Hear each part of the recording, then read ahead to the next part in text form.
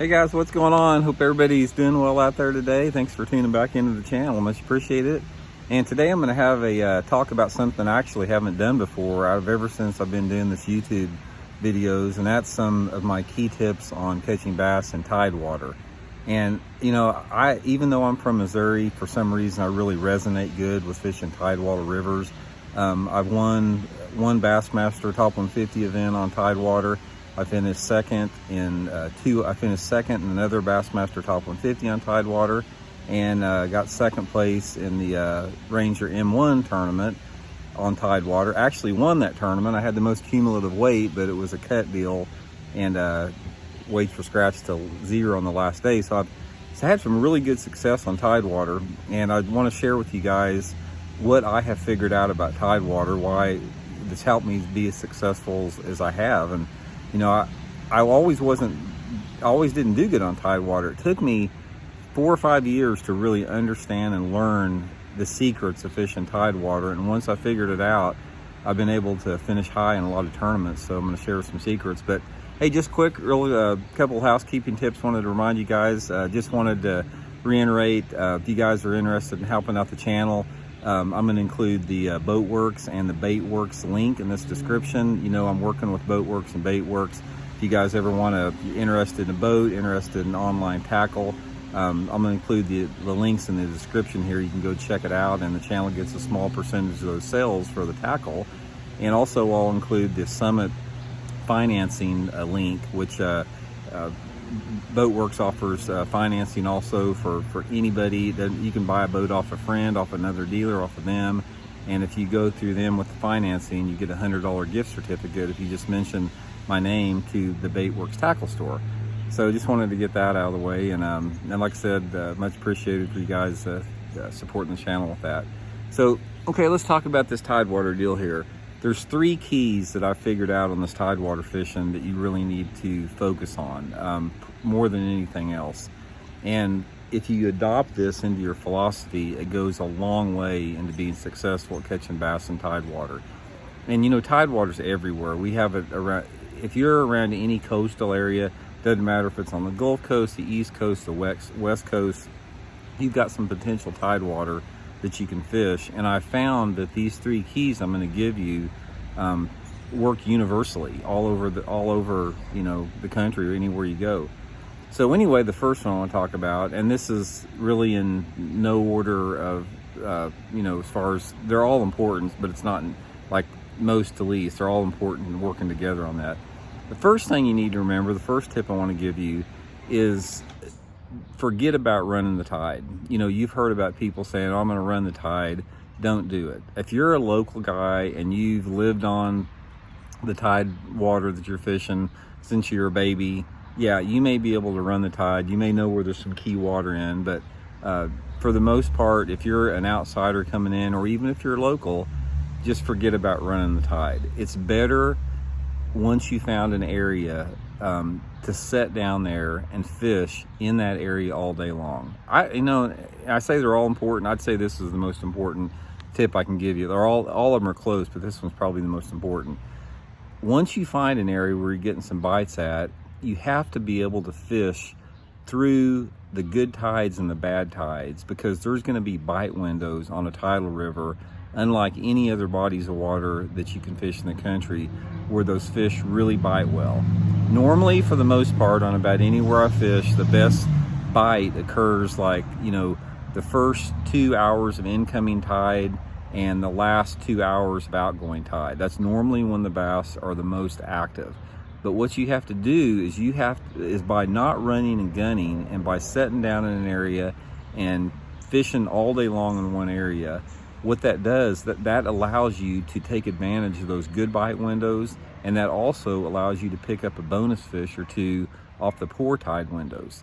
Say, for example, if you're fishing a grass flat and you know that, and there's a good bite on the 2 tide periods I'm talking about, if you can figure out how to get a fish or 2 during the lowest tides and during the highest tides, when those fish aren't really active and feeding good, that's when you can really do some damage. That's when you can really maximize that area. So that's the first one.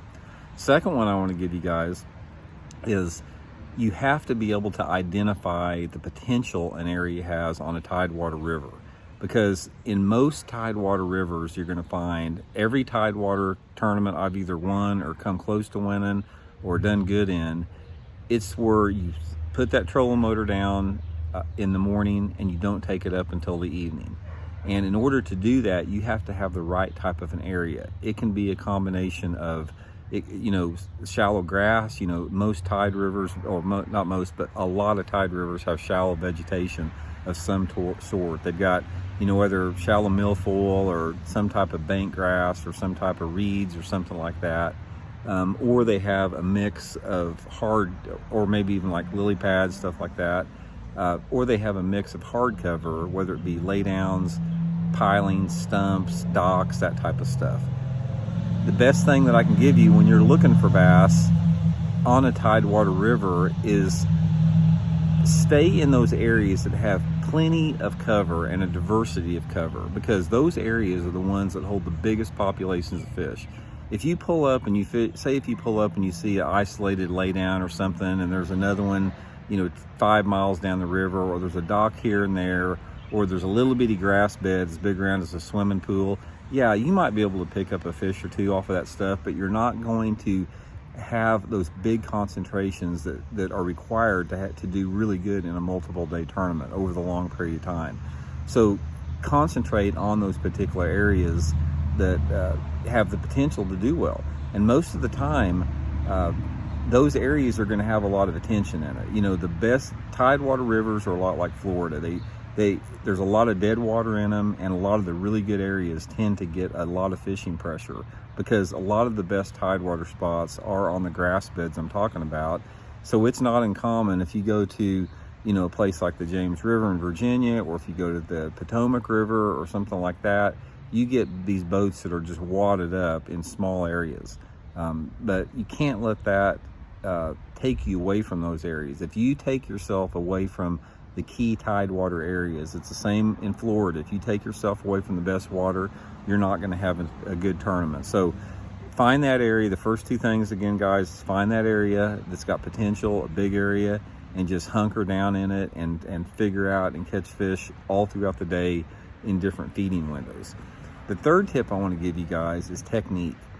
You're going to find out, for the most part, that there are 2 or 3 primary techniques that work the best in Tidewater rivers.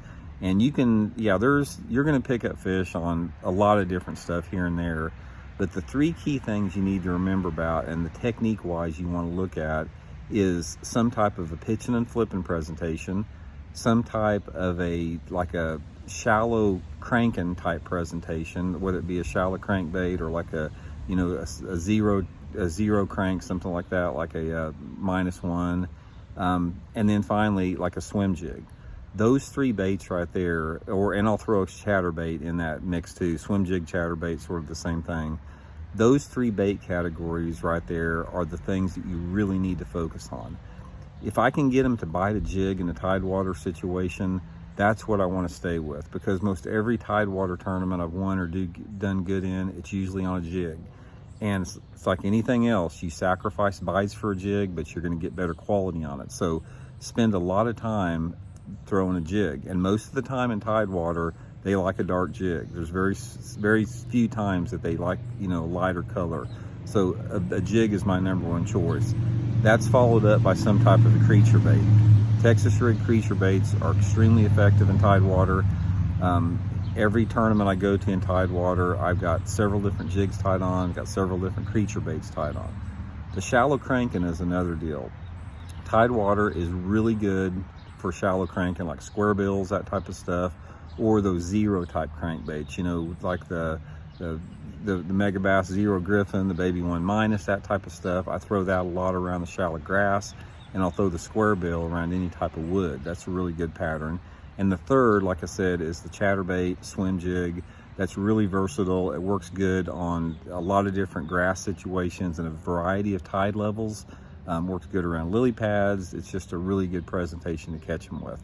So anyway, guys, that's my main deals there. You know, I think if you just remember those 3 tips, it's going to add up to, man, it is so noisy around here in this time of day. It's unbelievable, man. That's one of the things I like about winters. Those dang crotch rockets are not out on the road like they are right now. But anyway, just review those 3 tips, try them out. It's going to add up to a lot more consistency. Like I said, I've been really good on Tidewater. That's the system that I use, and it hasn't failed me ever since I've adopted that system. So once again, guys, thanks for tuning in the video. Please check those links out I put in there. It really helps the channel out. I invite you to subscribe if you haven't. You know, half you dudes out there are not subscribing to this channel, even though you're getting all this info. All I ask is you hit that subscribe button. Helps the channel out, helps my family out, and be much appreciated. So we'll talk to y'all later. See ya.